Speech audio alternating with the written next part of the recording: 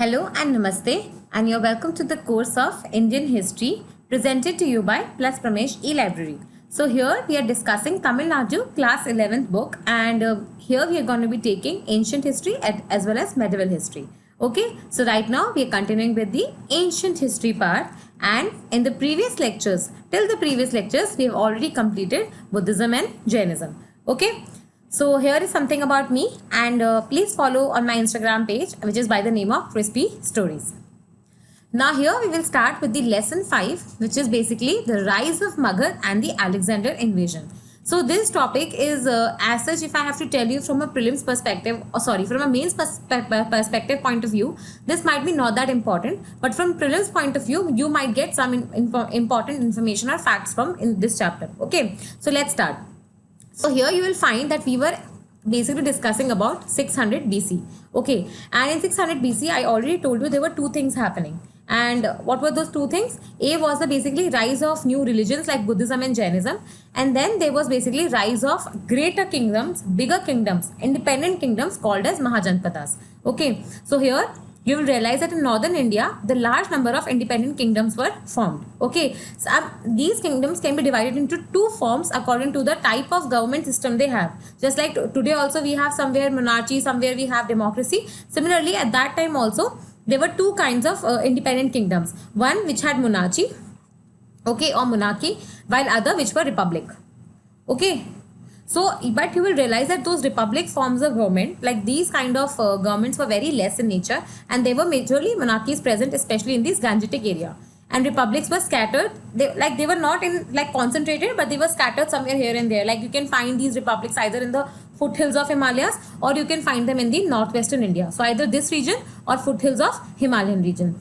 Some of the republics which we should know, because Lord Buddha belonged to one of those republics, was basically Sakya clan, and similarly Lichavis. So your homework is to tell me who belong to this kingdom of Lichavis. Okay, and then Mallas. So these three names you need to remember, because these three have been talked about as republics. Now in the republics, what is happening? So how is this monarchy different from republic? So in monarchy, you will realize that king is the supreme holder of all the powers. He is deciding everything, and finally he is giving orders. Okay, but in republic, what is happening? There is some sort of decentralization of authority, because power is not vested in one person but in many people. Like many people will come together, they will form an assembly, and that assembly will now take all the decisions. Okay, so that means what? One person is not having power. Power has been distributed between different members of an assembly.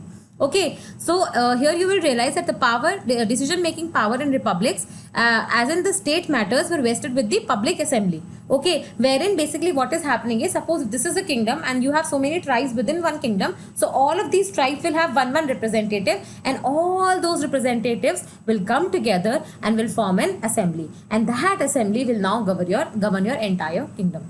Okay, so this form of government is called as republic, and all decisions here will be taken by majority vote.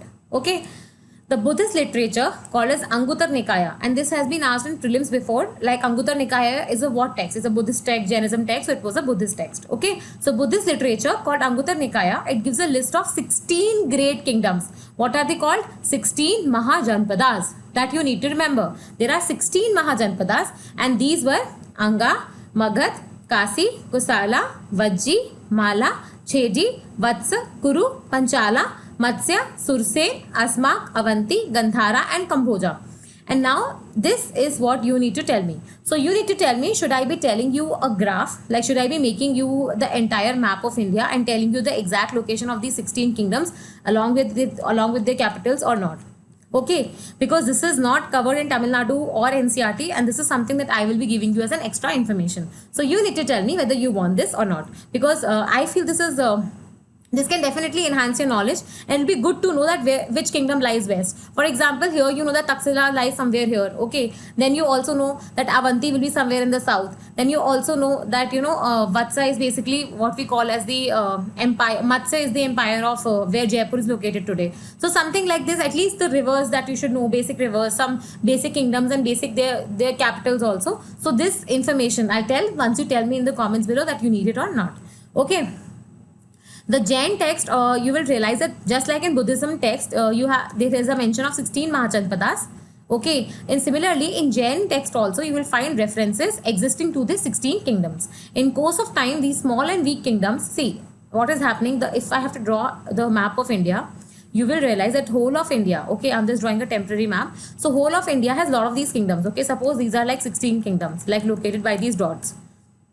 Now what will happen eventually, like some of these kingdoms will become much stronger, and they will subsume these other kingdoms. Okay, so like they will grow in size, and now earlier when this was only this much, now basically the influence is given this much, now this much, and similarly one of these empires will again grow much broader and broader and broader. And that is what happened. These small and weak kingdoms, they either submitted to the stronger rulers, and they gradually got eliminated.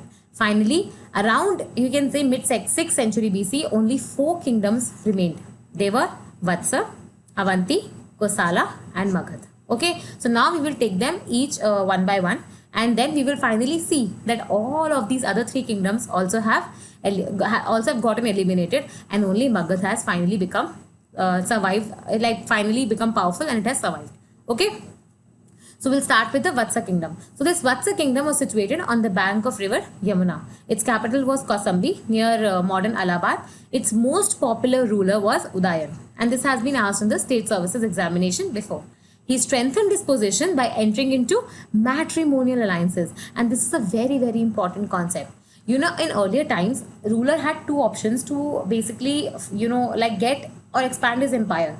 Either do matrimonial alliances, so that the other person who either you're giving bride or taking bride from, basically somewhat you can say you will never attack that kingdom. And second was basically directly going towards the war.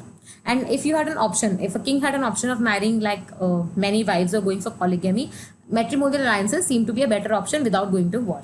So that is why you'll realize that Udayan, who was the famous ruler of this Vatsa empire or Vatsa kingdom, he strengthened his position by entering into matrimonial alliances with Avanti, Anga and Magad. And after his death, Vatsa actually was annexed by Avanti. Now we will talk about the Avanti kingdom. So this Avanti is basically the capital of, Avanti has the capital as Ujjain. Okay, Ujjain. You need to tell me where is it present. Is it present in the today's Madhya Pradesh or Uttar Pradesh? Okay. The most important ruler of this kingdom was Pradyut. He became powerful by marrying Vasavdatta, the daughter of Udayan. And I told you, they basically went into matrimonial alliance. He patronized Buddhism. The successors of Pradyut were very weak, and later their kingdom was annexed by Magad. So that is what you need to remember. In the end, what is happening? Vatsa got merged into Avanti. Okay, but Avanti now got merged with Magad. So indirectly, your Vatsa has actually gone to Magad. Then comes the Kosala. Ayodhya was the capital of Kosala, and we all know Lord Ram was basically from Ayodhya. King Prasenjit was its famous ruler, and he was very educated. You will realize that his position was also, he also strengthened his position by going for matrimonial alliances with Magad. And his sister was married to Bimbisar, okay, and Kasi was given to her as a dowry. And subsequently, you realize that there was a dispute with Ajatsatru, and after the end of conflict, Prasenjit actually married the daughter of Bimbisar. And eventually, you will realize that Kosala, just like Avanti, became the part of Magad. Now, we will talk about a very important kingdom or a very important empire or a place which is soon going to become the town of Ashoka also. Okay, Magad. So, of all the kingdoms of North India, Magad actually became very powerful and very prosperous. It was like the center of all the political and economic activities of this North India. Okay, and it was, see, Magad, if I have to tell you that why was Magad successful, it was because of certain things that it possessed. For example, it had geographical advantages. It also had strategical advantages. Okay. And why is that? See, actually what was happening is, if I have to draw the map of India, you will realize that somewhere here is Magad. Okay. So if you have to go from east to west, and if you have to travel from like somewhere here, okay, somewhere here, and this map has to be a little bit corrected. Let's just like make it a little better. Yeah, somewhere here. So if you have to go from east to west, or if you have to go from north to south, you have to basically cross Magad. So you will realize that Magad is at the crossroads of both east-west and north-south in the Gangetic Valley area. And Gangetic Valley area already has geographical advantages like alluvial soil. So a lot of agriculture can happen. It's a plain area, so people can settle. Okay, and then this Magad area was actually, what was happening, it was located It was surrounded by these mountains, okay, and there were mines in this region, and we already know today that Chota Nagpur Plateau is where this Magad is actually. Okay, so the iron ores in the hill areas near Rajgir and the copper and iron mines near Gaya, they were the natural assets. So now imagine that particular area has plain also, has ores also, has population also, has agriculture also, and it's basically at present at crossroads. So none other location can be so perfect. Okay, and also you will realize that this location, it actually helped them to somewhere expand their trade contacts. Okay, because if you have to trade, you need to be at the center of a region so that you can trade in a wider area. And now Magad being at the center of it, it was very easy for it. Okay, Rajagriha, as I already told you, was the capital of Magad, and during the reign of Bimbisar and Ajatasattu, the prosperity of Magad reached its zenith. Now we will take one by one each of these rulers, Bimbisar, and then we'll go to Ajatasattu. But before that, if you have to know the entire history in like probably in a very very short span of time and written in a chronological form, please visit another lecture called as Ancient History Wall Chart. Okay, and this Ancient History Wall Chart link will be given in the description below. Please do visit it because it will be very easy for you then to actually have a timeline of entire ancient history. Okay, so let's start with the Bimbisar. Bimbisar, he was the founder, or you can say the very famous ruler of something called as Haryanaka dynasty. And Haryanaka dynasty is the ruling, or you can say the starting point of this Magad area. So the first deity we'll study is Haryanaka, then we'll go to Saisangas, then we'll go to Nandis, and finally Nandas, and we'll go to finally the Mauryan Empire. And then after Mauryans will come Guptas. So that is the chronology of the different empires that will rule the same region called as Magad. Okay. So the Bimbisar is belonging to Haryanaka dynasty. He consolidated his position by matrimonial alliances. And his first matrimonial alliance was with the ruling family of Kusala that we've already studied. Then he married this Kusala Devi, who was a sister of Prasenjit. And now your homework is to tell me who was Prasenjit. Like which particular, you can say, area was he ruler of. Then he was given the Kasi region as dowry, and Bimbisar, then he married Chelana, who was a princess of Lichavi clan. Remember the Republical clan?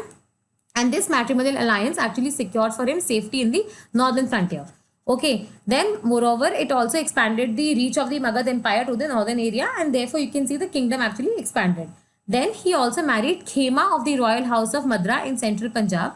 And Bimbisar, see, first of all, he has expanded his empire by matrimonial alliances with three princes or three women, okay, of different regions. Then you will realize that he also had a lot of strength, and he was a very famous ruler. So Bimbisar, he took expeditions also, okay, to acquire more and more territories and expand the Magad area. He defeated the Brahmadatta of Anga and he annexed that kingdom. He maintained the friendly relations with Avanti, and he also had a very, he knew that his empire is growing. So he need to reorganize his administration so that he is effectively able to manage it.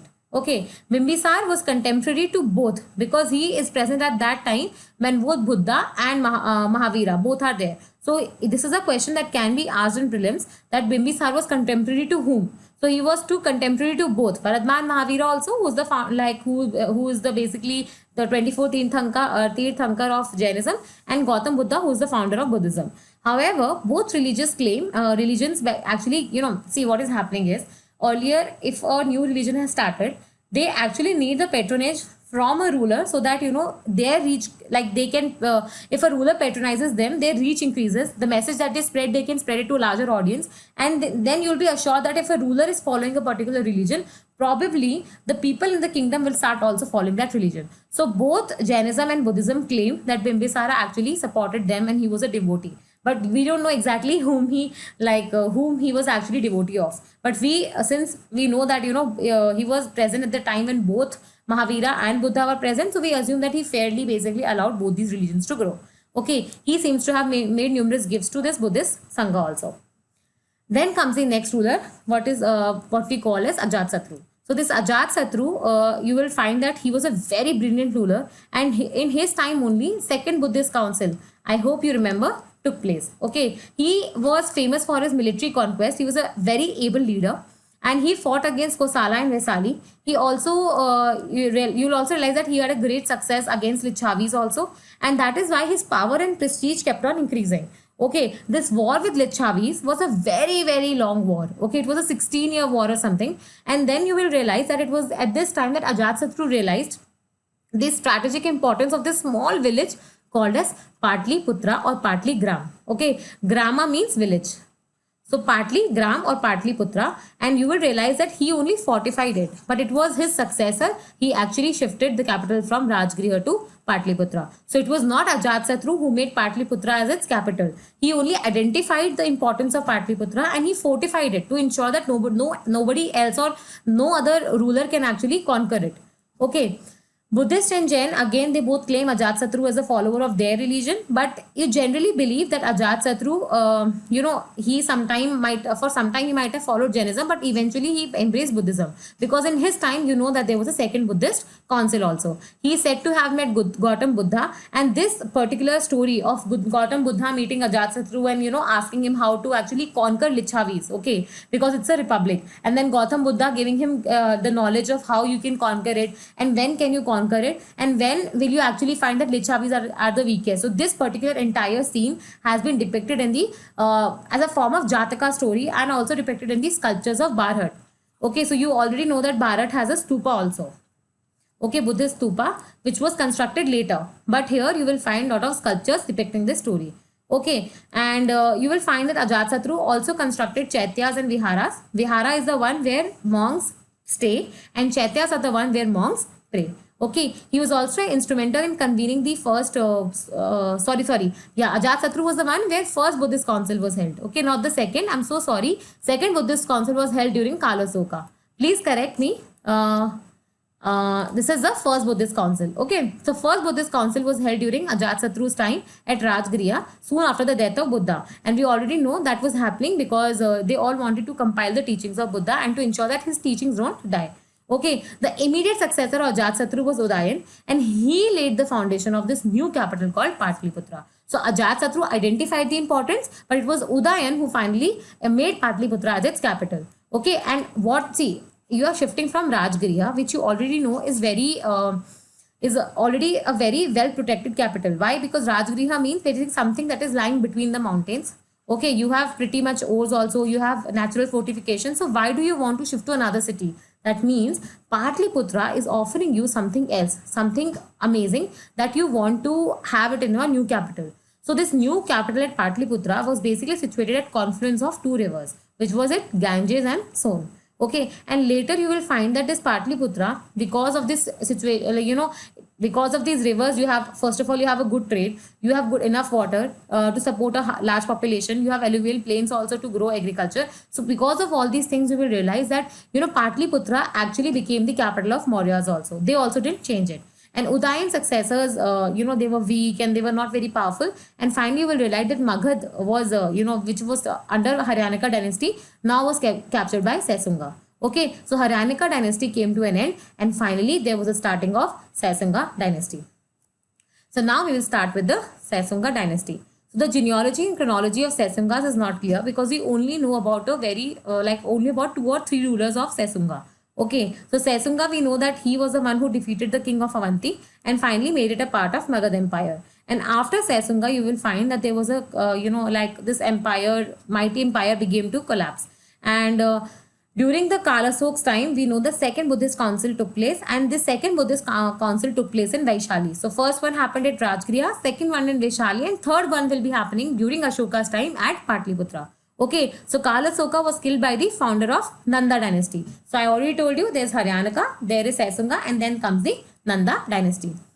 Then came the Nandas, and the famous of the you will realize that Nanda, it is often said that they were not from the Kshatriya clan. Okay, it is mentioned in other books but not in this book, but it is often said that Nandas were not from the Kshatriya clan. Okay, the fame of this Magad, you will realize that it reached another level, in another height in this Nanda dynasty, because they expanded the empire and to the maximum as they can. Like to the far east, you will realize that they have their names have been mentioned in Hathi Gumfa caves, etc. in Odisha. Okay, and similarly in the south also, people know who are Nandas. So that means their fame has increased. Okay, so Mahapadmananda was a powerful ruler of Nanda dynasty. He uprooted the Kshatriya dynasty in North India and assumed the title Ekarath. Okay, and this has been asked in the state services examination.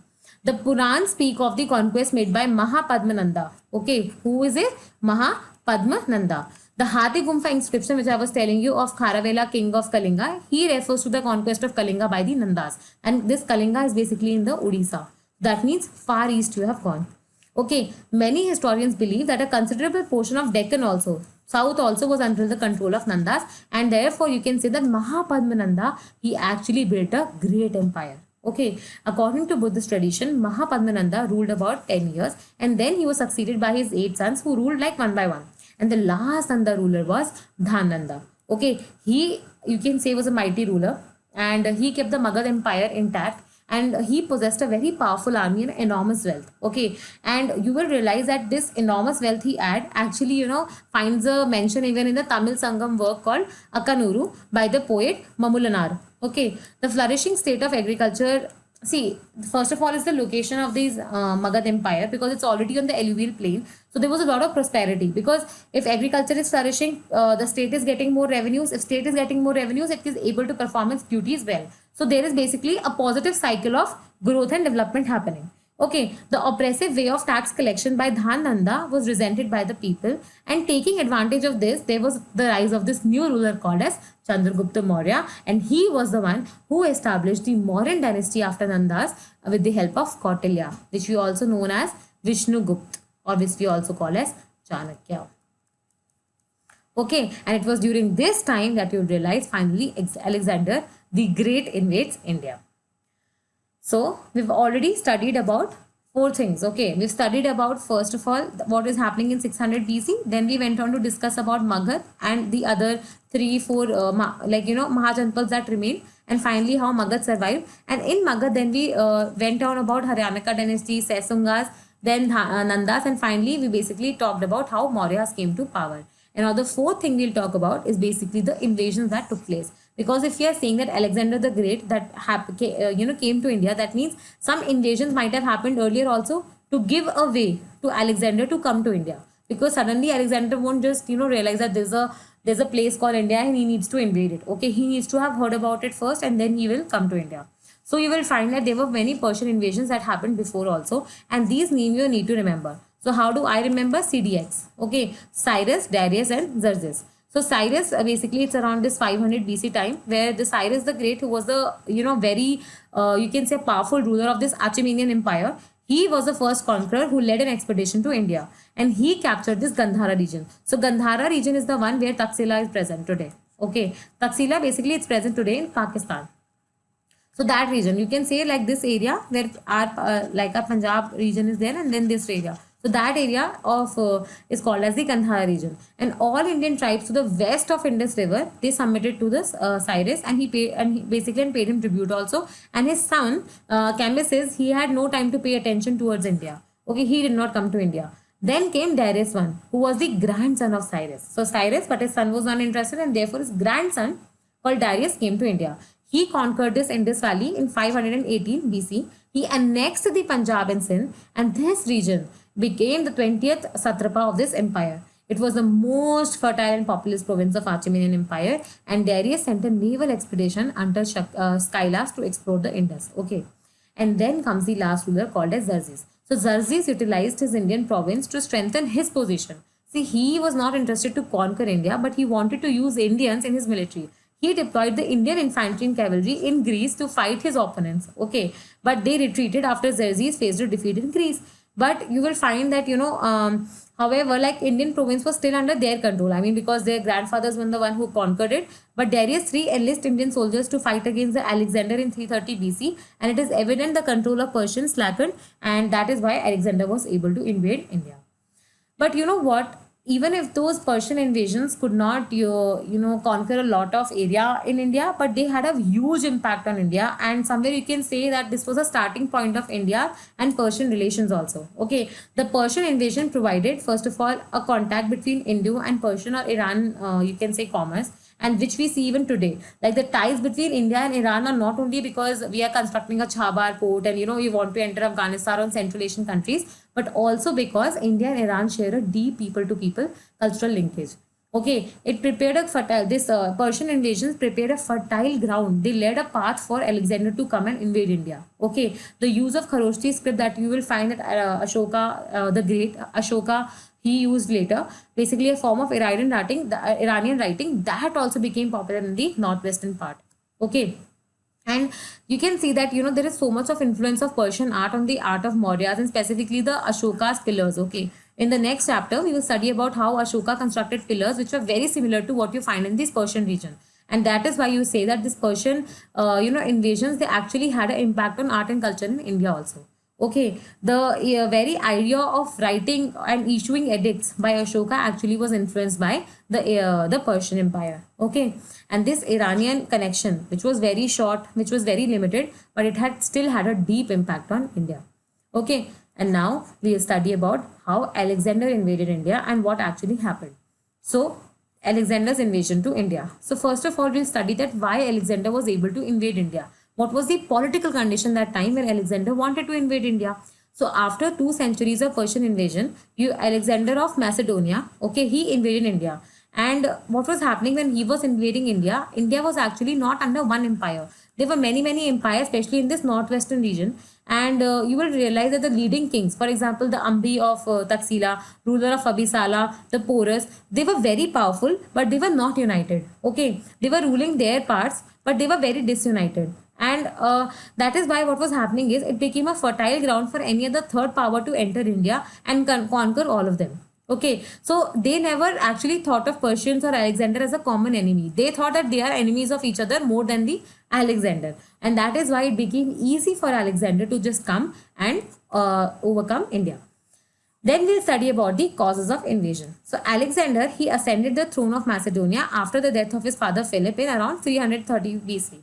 And he conquered the whole of Persia. He defeated Darius, and we already know he defeated Darius. And he also aimed at expanding his empire towards east as well as west also. And what see, Alexander didn't know there was a like he was not so much influenced by India, but then what happened was he came across these writings of Greek authors, for example Herodotus, and which talked about how India was a rich bird. It had so much enormous wealth and so fabulous wealth that Alexander got like inclined towards it. Okay, and also Alexander had this interest in geographical inquiry. Like he thought India is the westernmost end of the world, and if he conquers India, he'll be able to conquer the whole world. Okay, so sorry, western, no, easternmost, because here is this one. So this is the easternmost boundary. That is what Alexander thought, that India is the last boundary. He didn't know that there was unlike countries ahead also, but he thought like this India is in the last of the like easternmost extent of the world, and if he conquers it, he can conquer the whole world. Okay, so this is basically Alexander's campaign. So this is what you don't need to know, but you need to know one thing is Black Sea, because it's important from the point of view of geography. Mediterranean Sea, they have been already asked in the UPSC prelims where they're asking you the countries opening to Black Sea or Mediterranean Sea. Similarly, this is Caspian Sea. Okay, and this one you need to tell me which sea is this. Okay. Now we will talk about a very famous battle called as Battle on the Jhelum River or Battle of Hydaspes or Hydaspes. Okay. In 327 BC, Alexander crossed these Hindu Kush mountains, which are in the northwest of India, and he basically spent like almost a year in fighting these tribes which are present in this region. And finally, he was able to cross Indus in 326 BC with the help of obviously building a bridge and then crossing them by boats. He was warmly received by Ambi, who was a very powerful ruler of Taxila.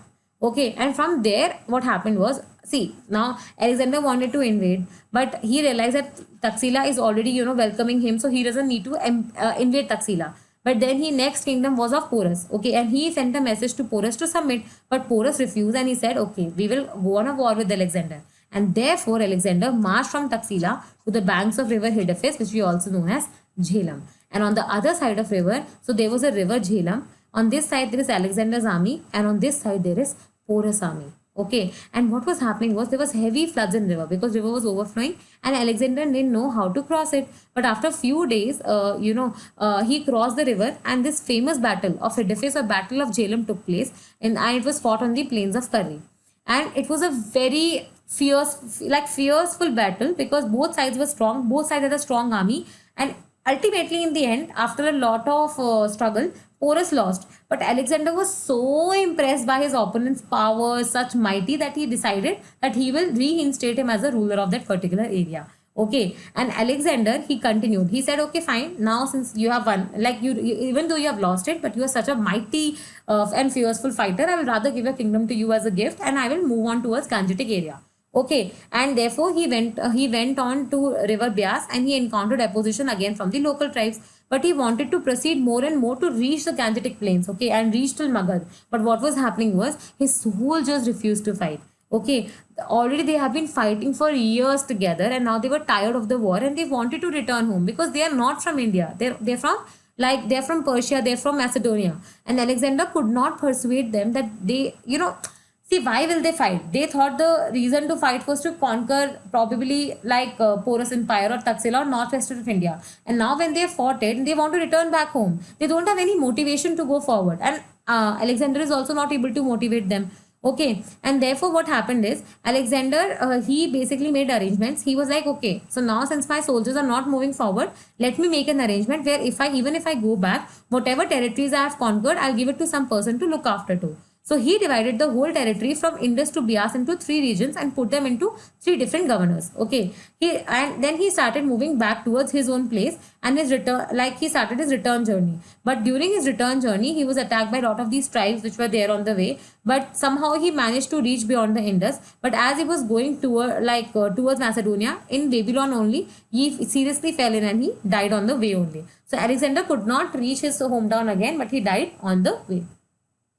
But as it is said that invasion is not only about one person coming to another place and invading and looting and going back. Invasion has a lot of things. Why? Because invasion gives you an immediate contact between two nations. Okay, so the immediate effect of Alexander's invasion was first that it exposed how disunited India was, and how political unification was a need of hour. Because if these kingdoms do not politically unite, people from outside will come and invade India.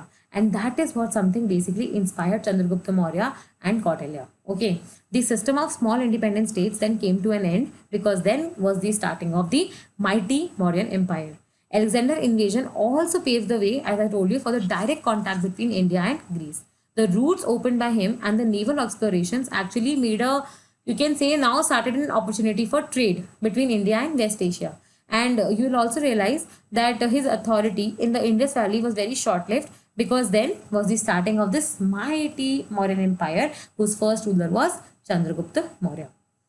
With this, we finish this chapter, and in the next class, we will start with chapter 6, which is Mauryan Empire.